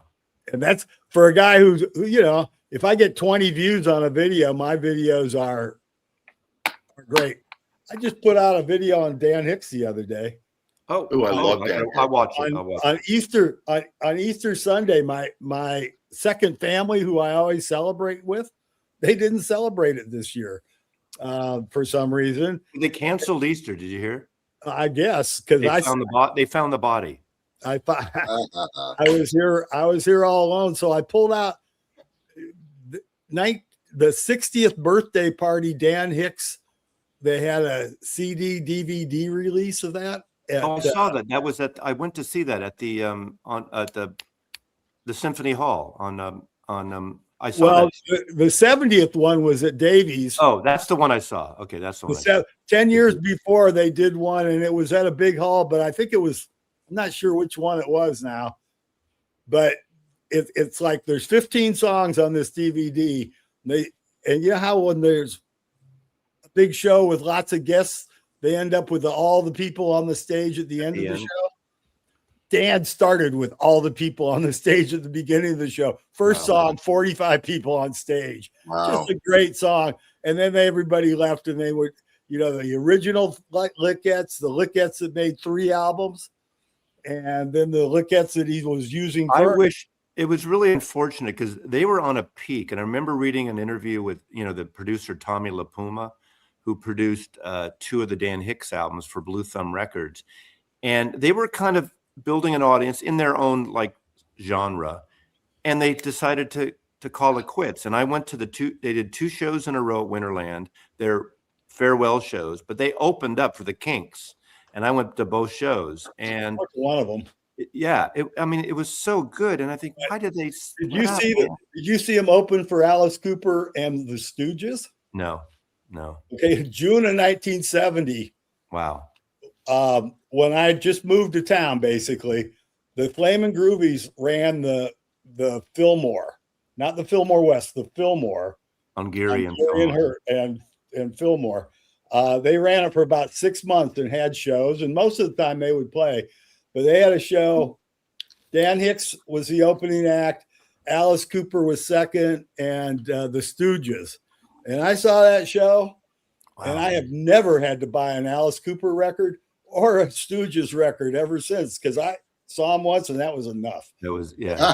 I wanted to see. I never saw the Stooges. I would have liked to see. It was fun, but you know, Iggy's got a hand. You know, he's bare chested with gloves, and then he takes his gloves off, and he's hitting women in the crowd, throwing peanut butter in their hair and shit. At that time, you know, people, they were so out there compared to everyone else at that time. Yeah. And I was like, you know, I was only 21 back then, and it was just, I enjoyed the show, but I didn't care for the music, and there you go. I like Commander Cody much better than Dan Hicks. Well, they're different. Commander Cody. Commander Cody's great. They're Western swing only. I love CC and his LPA, man. Everybody's dancing and trucking. Everybody's swinging it. What about Asleep at the Wheel? Do you like them? And my first date with my wife was to see Commander Cody at the little bar on 9th and University in Berkeley. Oh, how fun. Mandrakes or something. And June 7th, 1971, I remember because it was 7 days before my wife was actually legal to drink. We got in, and the opening college town. Yeah. It's a college town, right? And the opening act that night was Asleep at the Wheel. Asleep at the Wheel they had driven all day to get there. Where they all had their homemade Asleep at the Wheel denim jackets on that were beautiful. I love that band, Asleep at the Wheel. And of course, you know, Bill Kirchen is still playing. Yeah, he's playing again in a couple of weeks. I love that kind of music, and you know, the audience here for some reason doesn't get that. I love it. That's Commander Cody. You know, he's a band that I probably saw 30 times before his first record came out, because he was playing the bars in Berkeley. You know, $5 door, $3 door, whatever it was. Yeah, all the beer you can drink. But I think I saw them at the. I don't know if it's a Freight and Salvage. No, the Freight and the old the old Freight and Salvage or at Three Freight and Salvages. There's the one they have now, yeah, it was like way back in the 70s. and the one that they had from probably 1970, 71 until they built the one they had now. Or was it at the club, where the first Hot Tuna record was recorded in Berkeley? Oh, that's New Orleans House. New Orleans House. Yeah.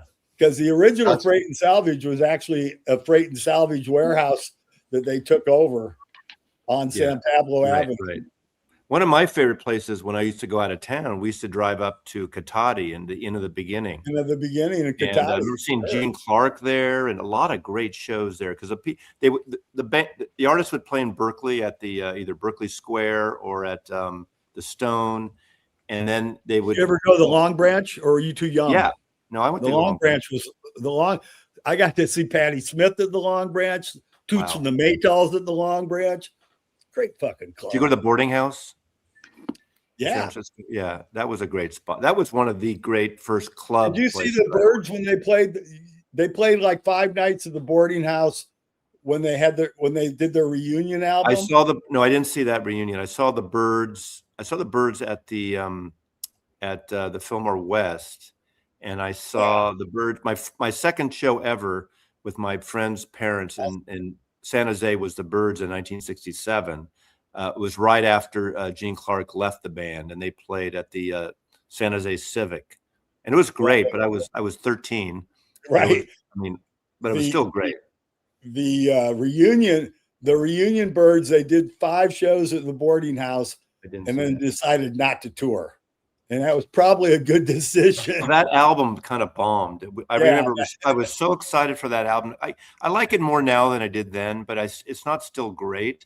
Because it's not cohesive. It's like solo, everybody doing their own thing rather than a band effort, it seemed to me. And we got it in the store. I was so excited, and I was so disappointed with that record. I know. This is a good way for you and I to talk, to shut these two up down there because they don't give a shit about Did you see Bob Marley at the boarding house? I did. I saw Bob Marley at the boarding house. And the Paramount 2 years later. Yeah, I saw him but the Bob Marley at the boarding house show that I went to, my friend that arranged, my friend that turned me on to Bob Marley in the first place, and this is like 73, so it's a while back. He got 15 tickets for that show, and Susie and I were the only one. He had like 4 or 5 nights, didn't he? Yeah, but I'm only talking one show. Me too.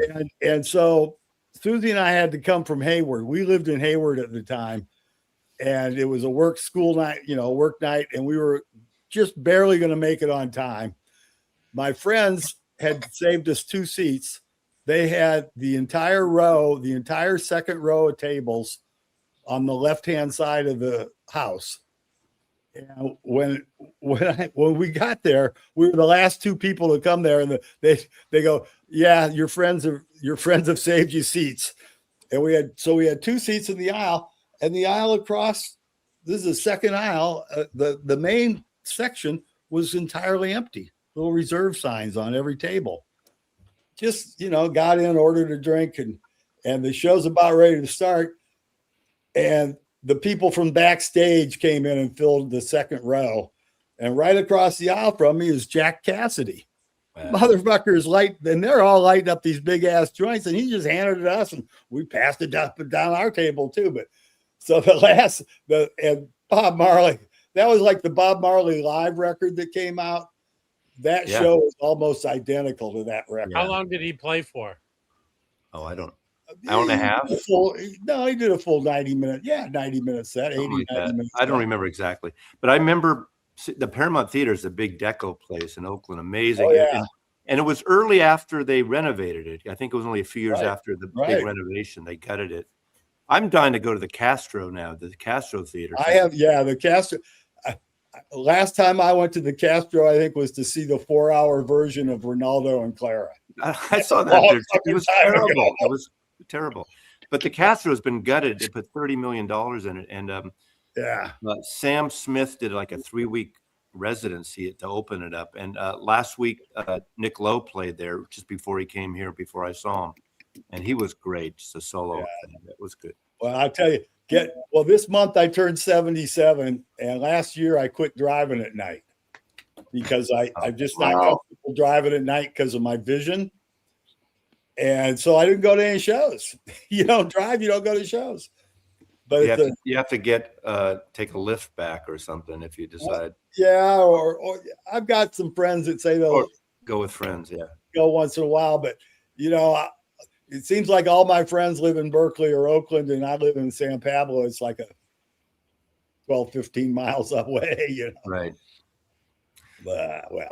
So I have lots and lots of shows. So it's like, what can we argue about now, Rob? I'll say something stupid, Mazzy, and I'll respond to it. Rob, I got a couple of classical records at they charged me $12 for this one, but only $2 for that one. Yeah, it all depends, I found a classical record for 60, and then I found it again for 12. Yeah. Well, the two stores that I normally go to have very small classical sections, and because it's not a big deal.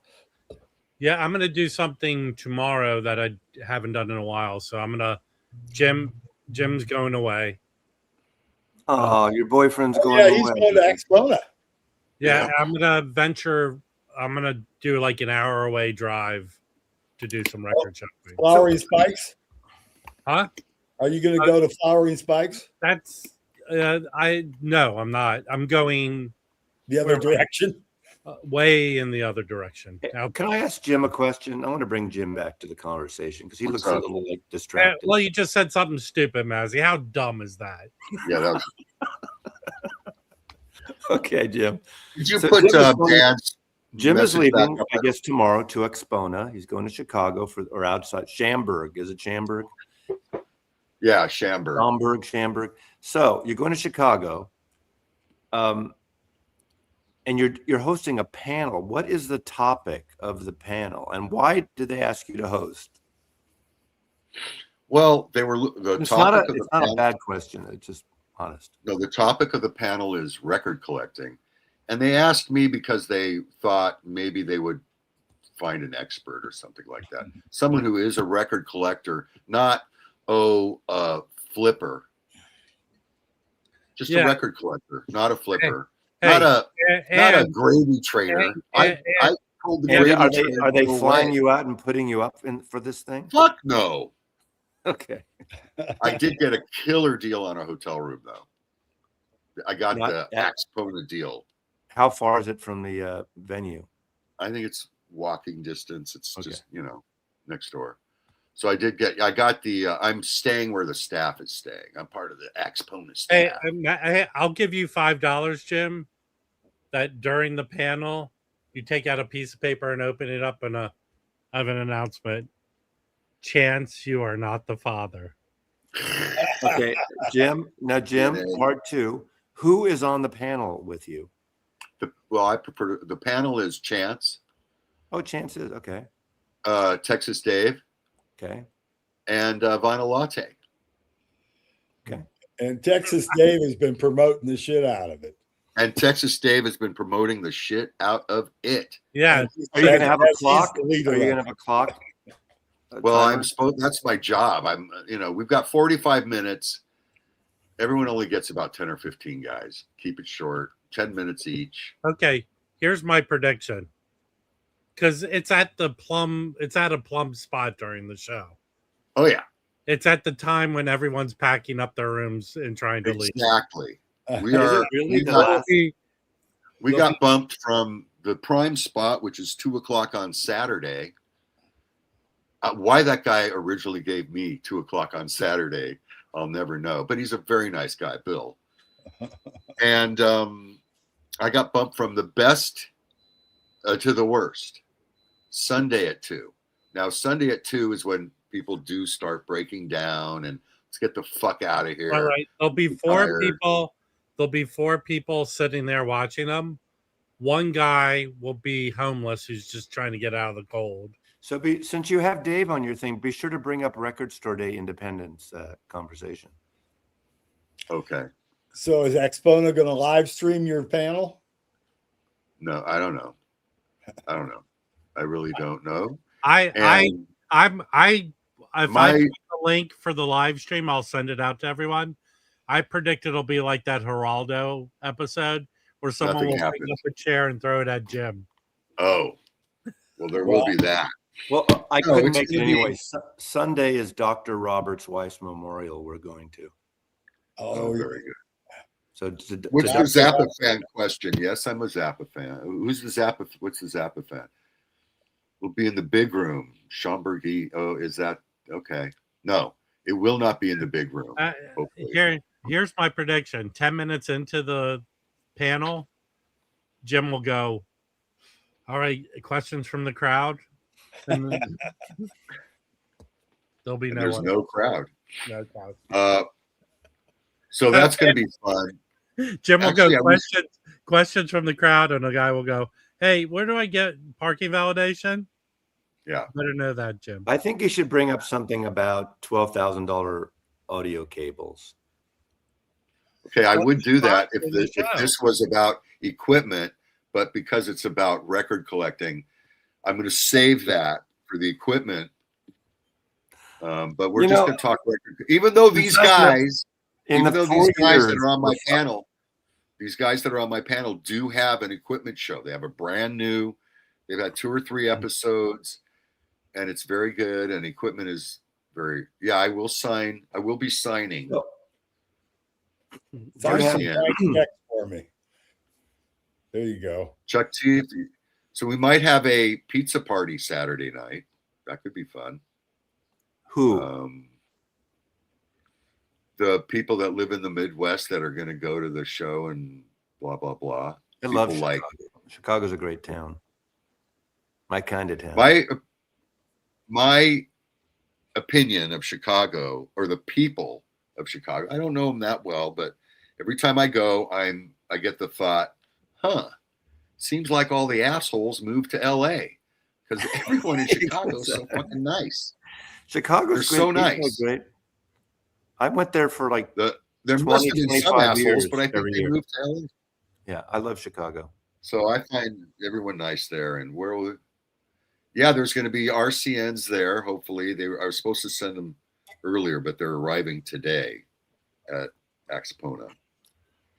I remember when our book came out, we did a Beatle convention once in Houston. They had one Beatle convention there, the Beatle Fest way back, and it was the year or so our book came out, and the publisher had shipped books to us, for the hotel, because that's all I did was signing books, doing a presentation, right? And they didn't arrive; they got lost, and we're there with a table with no books. I think we had like 10 books or something, and then so we had them FedEx thing or do a overnight courier. I don't know if FedEx even existed then. It must have, but it's 82. I don't know when FedEx started, but we had them courier for a shitload of money overnight, 2 boxes of books, that whole 25 books or something. But it was, you're waiting there and you're doing this thing. And the whole point, you go to a place like Houston and it was a hotel connected to that big giant mall with was a roller skating rink or an ice rink in the middle of it. You know what, well, Jim? These AXPONA guys. Jim, you forgot to do this.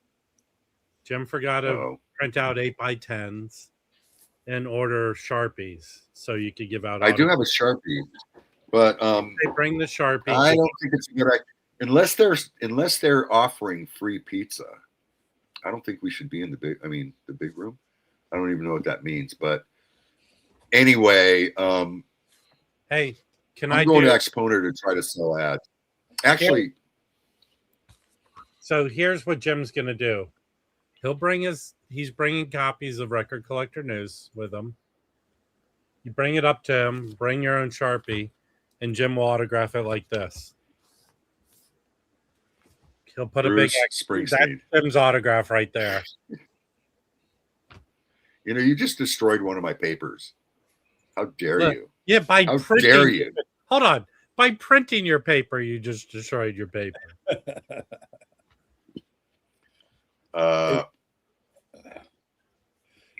They say they cut the deals on the records on Sunday too.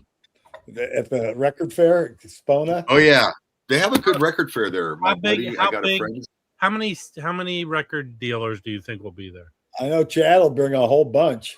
Yeah. The thing of it is most of the Chad, They're all new, yeah. Lo-Fi, they're all in Chicago, so they all bring a bunch of shit. It doesn't cost. You can get a picture with Chad, you and Chad. I have pictures of me and Chad. Chad and I go way back.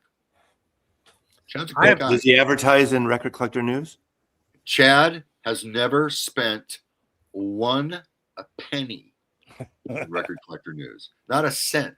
I'm surprised. He's got a PR company working for him, or he occasionally for projects. I told the story before. Oh, go ahead. 10 years ago, someone decided to compete with me, and they started a paper called Vinyl Times.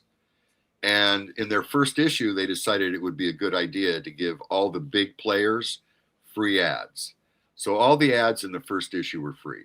So I go to Chicago, and this guy's in Chicago, the new guy, Vinyl Times. And I see Vinyl Times, and I'm down in the marketplace looking at Vinyl Times, and I see Chad's got a full page. And Chad sees me reading Vinyl Times from across the room. He comes beelining it over to me, and he goes, "I want you to know I didn't pay for that ad. They gave it to us for free." And I'm like, "Chad, that's the nicest thing anyone said all day." He said, huh? Jim, I didn't pay for that ad. Got it for free. No, he was, "I got it for free, Jim." No, and then I bought a record from him, which he thought I paid way too much money for. And he was like, "What are you, nuts?" It was a sealed Cisco Asia. There we go. But anyway, chance for the win. Chad's a nice guy. Chad is a nice guy, and yeah. I thought he's got this used record department that I thought he maybe should have put some ads in, but the guy running it at the time, the guy in charge, was like a full on meta guy. He just wanted to be online. The guy I went to see Nick Lowe with last week, Sunday night, works for the PR company in Brooklyn that, amongst other things, they work with Chad on some stuff. And he said they're about to announce, I don't know when, the thing we know about the Chad Fest, the details. Yeah, he said in April. Well, it's coming soon, supposedly. And I said, isn't it going to come close? The reason why it's delayed, but I don't want to share that reason. Yeah, I just thought, what's the deal? I mean, because people need to make travel if they decide to. There's a reason. So there's Chad, and then there's Music Direct, and then there's why do I always blank on the other guy? Starts with an E. They're all in Elusive Disc. Elusive Disc. So they'll all be there. Plus a bunch of other guys. Chicago's got a hardcore audio society and record shit going on. I mean, it's the biggest, best marketplace of any of those kind of shows I've ever seen. Is there a reason both of them are in Chicago? Elusive Disc and Music Direct. It's like the middle because of shipping. Because that's where you want to ship out of. When I first started Record Collector News, I'm about 3-4 years into it, I got a call from a printer in Chicago. And he knows that if I wanted to go nationwide, I would have to print in Chicago and ship from there. It's a lot cheaper. So that's the deal. If you want to ship nationwide, you got to be in the Midwest. Although, this is very interesting. Shipping. I shipped a box to San Pedro 2 weeks ago of papers. It was $5.72. I shipped another one today to San Pedro, same thing, because of the war that we didn't have. It was up to $7 now, over $7. So when a 40% increase. This brings up an interesting question, Jim. Why didn't you just ship yourself to Chicago? I got a cheap plane ticket. It's cheaper than shipping. This is not going to cost me a fortune. It's 3 nights. I got $100 a night on the room. That's cheap. How much a night? 100. That's really cheap. Is that at the place with the show? It's where I don't know. It's where the staff is staying next door. It's some next door hotel. Oh. I Is it told them high- I was That's Can not you in rent Chicago, so it's in Schaumburg. At that Schaumburg, place, can right. you rent a room by the hour at that place? No, you can rent my room by it's the a hour. suburb. You- It's a suburb. Shit, I know I will Schaumburg. sublet my If room. anyone, here's the reasons. I you went to wouldn't- high school with Izzy Schaumburg. So I went to Schaumburg to test movies all the time. Also, it's sort of isn't it the location where John Hughes shot a lot of his movies? That's I have right. no idea. It's a suburb. Isn't it a Jewishy suburb of Chicago? Well, if it's called Schaumburg, it's got to be a Jewish place. Schaumburg. Okay. Yeah. So yeah. Anyway, I got a great deal on. They had a Michael Fremer and the usual bunch. I told you about my call. I got a call from Fremer. You Recently? did? Recently? Yes. About. what was Can you that share about? this? I decided that I didn't want something to be on the cover, so Harvey sent it over to Michael, and for some reason, Michael calls me and he goes, "Hey, Harvey the K, how are you, man?" I go, "Michael, this is not Harvey the K. It's not Kubernick. It's Kaplan. It's Jim Kaplan." He goes, "What?" And so He hung up on you. he had our phone. He had my phone number for Harvey. So yeah, and it was kind of funny. That was that. Trevor's a great guy. I don't know what any. I have no comes problem. off that. I met him twice. I've had no personal problem with him. There's a few little issues. He I shoots went first. digging with him He like- shoots first and asks questions later now. 15, 16 years ago. I took him out record shopping in He's LA. entertaining. He's entertaining. And all he wanted to do was go to. He digs like Rob. He just wanted to go to shits. He wanted to go to thrift stores, filthy thrift stores, and dig and dig and dig, and he found stuff. Boom, boom, boom. So Michael Fremer, all respect, he's a digger. And then I took him to the fanciest, kind of coolest record store in LA. I think it was called Mono Records. And the lady there that owns it yelled at him. She yelled at Michael Fremer. And he tore her a new asshole. That's one of Jim's 10 stories, by the way. I Fremer made a post yesterday. He's bringing that piano guy that he put out an album of. Oh yeah. That guy's gonna be There's, doing there's a Very few nice. people I'd like to meet. I met AB Fawn from Impact. She's doing a thing. Impact does a thing there. I met Fremer. I'd like to meet John DeVore. Even though I don't have his speakers, I like his vibe and his channel. I like his left-wing politics, and he brings that up, and some people get pissed. But it's amazing that a business owner actually does that. I mean, that kind of good for him in the Brooklyn. John I DeVore love is a his guy. speakers.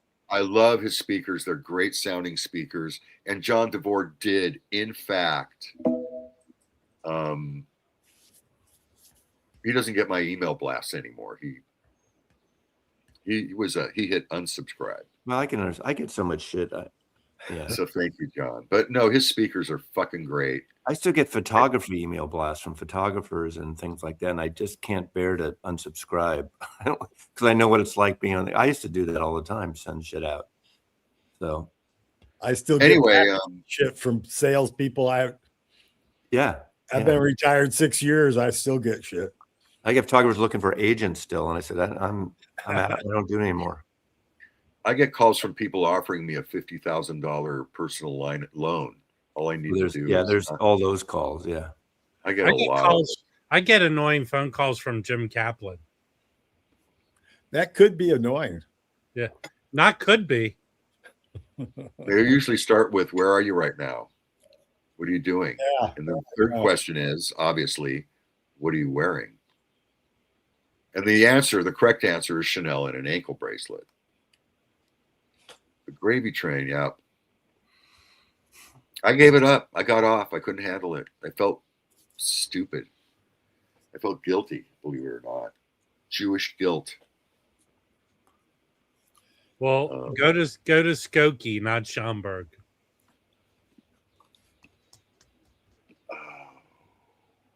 Hold on. Third Man's pressing the Paul album. I don't know about that. Is it one of those Jack limited? White's going to be at Coachella this weekend. Okay, so the last Frank Zappa album I listened to personally. Why are you getting up? They're usually right where you're sitting. To remember, I listened to Chic Your Booty, side 3 and 4. That was the last thing I listened to. I have Frank, and that promos. was I have promos of Chic Your Booty and Joe's Garage. I have a friend that worked for Hologram and all those labels. Did you see the In Groove announced they got High on the Hog and Jubilation from the band on vinyl? I saw that like 500 copies or something they're doing. Yeah, there's 500 copies. High on the I have Hog. no idea what the market is for something like that. The record store day one that came out last year was great. What are you talking about? The band. It's after Robbie Robertson. The post Robbie band records are finally on vinyl, sorta. So yeah. Who's putting? Oh yes, so was that Angine Dupont-Trey. Holy shit! Those guys are great, man. It is a bit of math rock, but I kind of like it too. But I haven't heard much, but I've heard it's really good. Yeah. I don't know what to tell you, but it's a bit of math rock. I would love to see it with, an orchestra try to do that shit. Not an orchestra, but put some horns in there. Get fucking nuts. Make it bigger. But they that usually is stream. They pretty usually sick. stream Coachella. You could stream it. No, but I'm saying this Angine Dupont-Trey, whatever it is. Oh, If they're just two guys, if they added a horn, I would die. here's another record I picked up at the thrift store. Huh. Been around a while. Yeah, but this is like Polydor pressing. I don't know. Why did it switch to Polydor? This is 73. I think it's like 4 years after it came out. Didn't Capricorn go under? Yeah.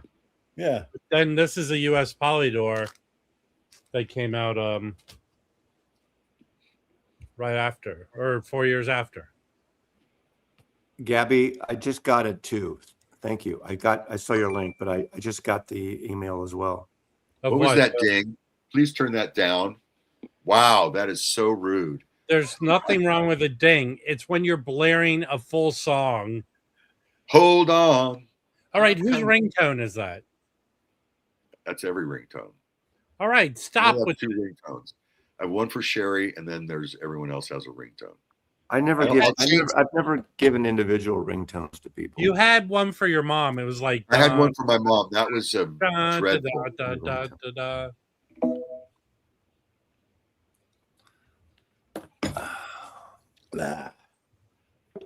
So Jim, Yeah.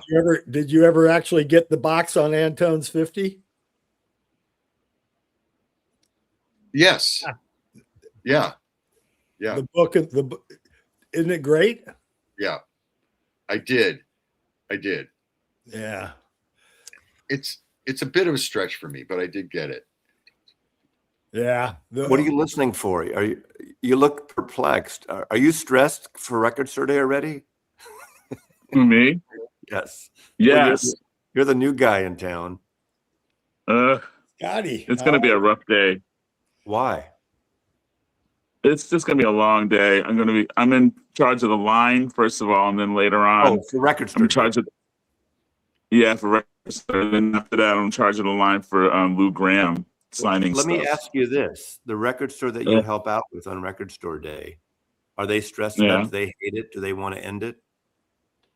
No, they're doing okay. They get pretty much what they want. So I haven't heard anything from them. It seems to be hit and miss, right? Yeah. How big a store is it, Scotty? It's about It's not as big as Amoeba, that's for sure. It's it's like it's a quarter of Amoeba probably. So the Ingrove said he's gotten 14 pallets of Record Store Day records already. Yeah, they don't get as much as he does. I don't think they have about 6 or 8 pallets already. Mm-hmm. They do pretty okay. They usually get what they want. So yeah, No, I'm just looking at this it's very windy here. I'm just looking out the window. I was like, what the hell's going on? I think next Thursday we'll do a full Record Store Day rundown. Cool. That's what I think we'll do. I'm going to see Government Mule this weekend and Drive-By Truckers and the Stuffers. They're all at Gasparilla Music Festival. I'm excited about that. There's 2 festivals happening this weekend. We got the Blues Fest in St. Pete. I'm going to see Charlie Musselwhite there with GA20 amongst others. I think Jimmy Vaughn. Yeah, Jimmy Vaughn. It's a busy weekend. If he is Luann Barton still singing for him? Jimmy Vaughn? With Charlie? You no, know Charlie? Jimmy Vaughn used to have. For Jimmy. Oh, that I don't know. I'll find out when I get there. I don't know. Yeah, I've seen him before there. He's there a lot. So it's gonna be a long weekend. It's gonna be a fun weekend. A lot of good stuff. That's this weekend, and then next weekend is Record Store Day, right? Yep. Yeah. Next Saturday. Mm-hmm. Hold on, let me show. Someone asked about this. So there's a Faction Brewery in Alameda has a record fair about 6 times a year. It is the day after Record Store Day. It's a white label LP. It's meant to look like a test pressing, so it's probably a fake test pressing. Third Man doesn't have great pressings anyway, but white label LP. I don't know. I don't think their pressings are very good personally. So you get it for a collectability. Yeah. Jeez whiz. Stop with the phone ringtones. I have a shitload of Zappa ringtones. All right. This is not the right time for you to edit your ringtones. It's How about what this? it is. It's the new Paul McCartney album that's coming out. It's a white label faux promo of the brand new McCartney album. So that's what it is. Okay. And Third Man's putting it out? How many fucking variants are they doing of this? Oh, they'll do a bunch. You know, you don't have to buy them all. That's the thing is, and that's how they sell records. No, you do have to buy them all. No, you don't. I don't. I did last time. I don't anymore.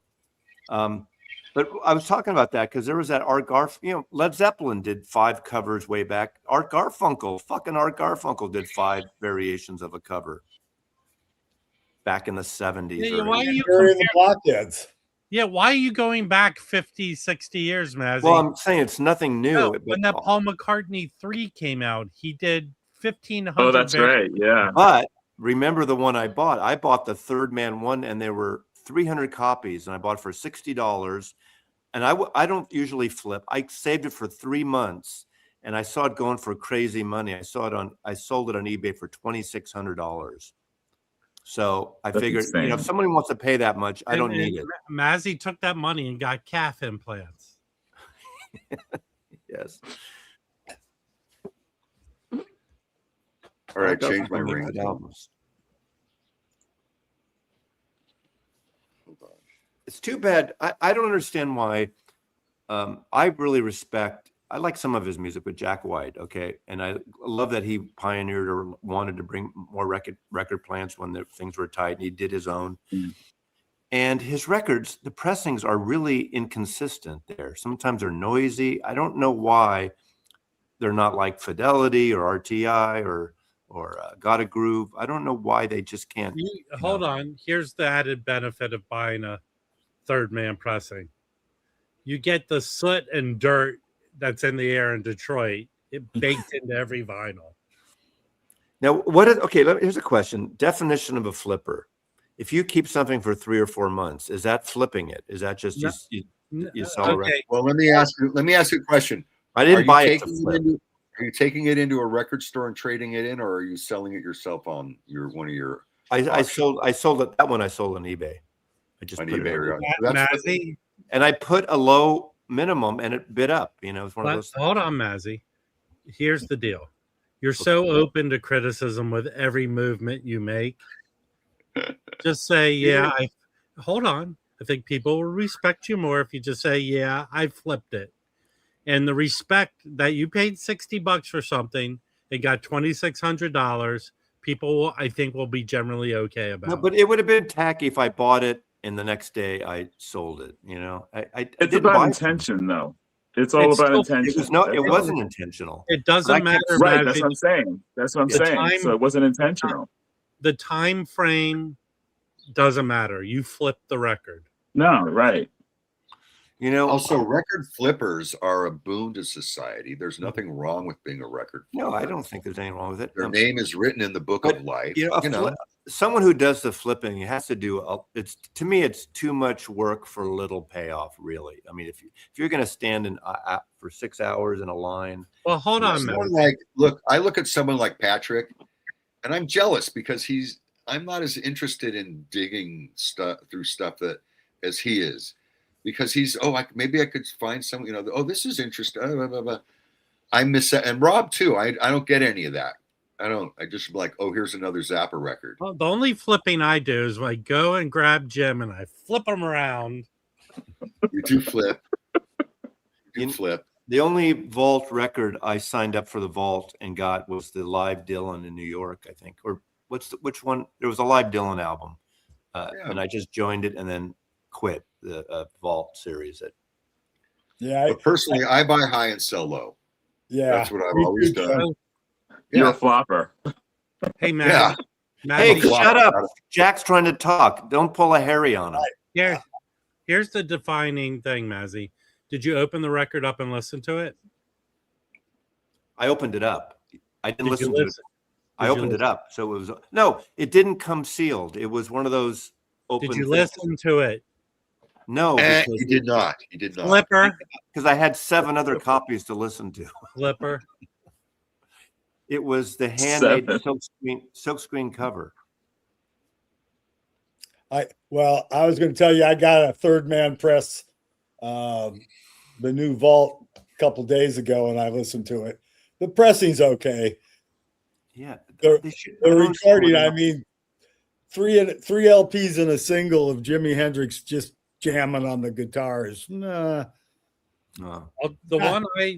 When Third Man did those Blue Note Detroit connected records. Yeah.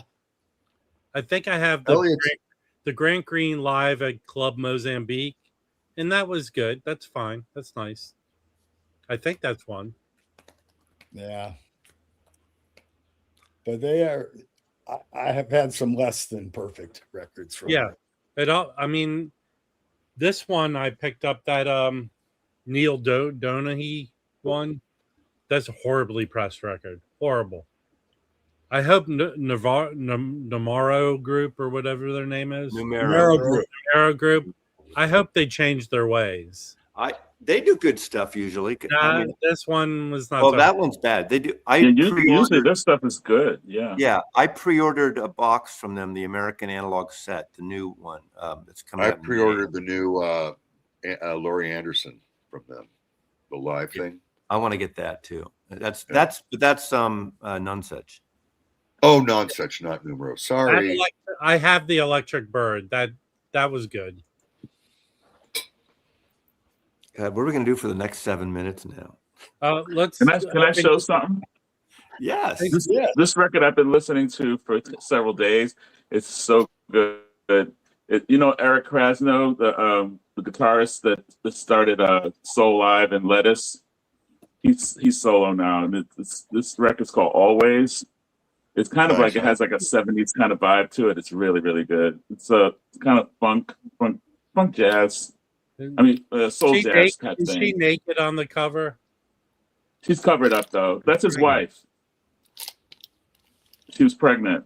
He was kind of feeling good and you got to be record careful. up. You shouldn't ever say that to a woman, ever. What? When are you due? Yeah. Because you what Well, about don't- that? I'm a massage unless you know, therapist. So unless you know for sure. I'm a massage therapist. So always check my chart first, because sometimes I have women that look like they're pregnant, but they're not. You have to be very careful. One of my Yes, that's what I'm saying. one of the therapists at my place asked the woman when she was due, and she was really pissed. So she switched Yeah, over that to kind my of- Hey. switched over to my schedule. Jim, I'll give you $100 if you record 3 times at AXPONA, you going up to a woman and asking if she's pregnant. When do you do? When do you do? Okay. All right. I will do that. How much do you give me? $100 each? For no, 100 total if you three. You're Bid bad it. pay. I'm hoping for a girl. PB Thal. We're hoping for a girl and a boy. Or Jim, or if you just go up to one woman and say, "Let's go make a baby," I'll give you $100. Okay. I had a friend in high school. I love you, my dear. Please believe me. That was his line. Didn't work. I have a feeling that when Jim was in full mode, he said, "If I told you you had a beautiful body, would you hold it against me?" No. When I was in full That's mode, creepy. I was more like what was it? Lenny Correct. Bruce. Lenny Yeah. Bruce said, "We're all the same guy. We're just going, touch it once. Just touch it once." That was my line. Those are all Just really touch it great once. lines, guys. I just do this one. No. Yeah, man. I got 5 kids, three baby mamas. Yeah, but I You was have going to Zappa. say Jim was hooked up when he was 18 years old. Yeah, I have the Zappa picture disc. Now I he have has to go, Zappa. he has I to have go a Zappa picture disc too. Which one have you got, Jim? No, the baby snakes. He probably He has has everyone. all of them. Yeah. Didn't it only come? Now, okay, I don't know where it is, but I went and saw the movie when it premiered down in Laguna Beach at some film festival in Laguna Beach, the Baby Snakes movie, and I think I actually bought the record there at the. I remember the year? coming attractions for that. What year was Huh? it? I remember the coming attractions for that 83. years ago. Oh, you did? They used to Huh. show that on TV. Yeah, the coming attraction when it was out. Yeah. Yeah, I it was a remember great that. movie. What's the guy that did all the clay animation? Harryhausen. Oh, Gumby, Clokey, Art Clokey? Ray Harryhausen or Art Clokey? Yeah. One was Gumby and Clokey, and one He was. also did Davy and Goliath. Oh, that's you're not. I'm thinking of the. Oh, that was. I used to love that. I'm Or thinking you of talking Jason and the Rankin- Argonauts. Rankin Bass? The Rankin Bass stuff? But Davy. Yeah. Yeah. Davy. The better ones, I think Mad TV used to do takeoffs on that. Mm-hmm. Yeah. Remember? Yeah. Well, never mind. It's a beautiful sunny day in Seattle today. It is. Who asked? PB Okay. Fall.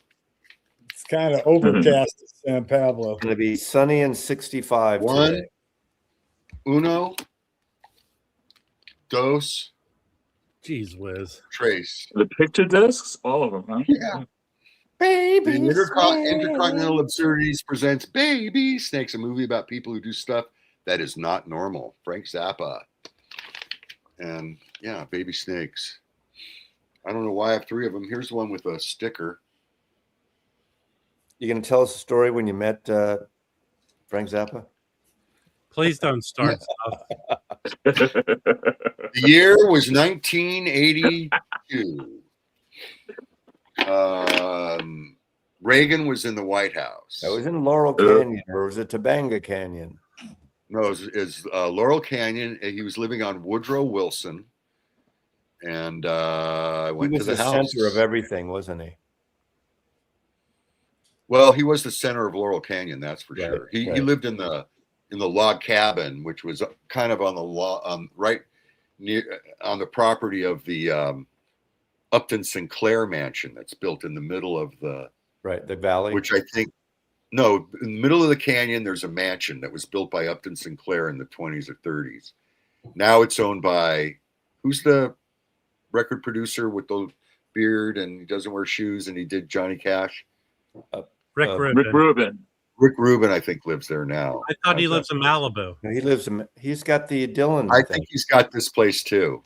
I think he has this, or maybe he had that place. Okay. They may have turned it into a recording studio. All right. Or something. We granted Mazzy's wish. Those 7 minutes went like that. Everyone, have a wonderful rest of your weekend. We'll see you on Tuesday. Jim will come back and tell I'll us report back on the great stories AXPONA. from AXPONA. about the That'll be woman fun. with the flats. Bye, everybody. Bye. So long.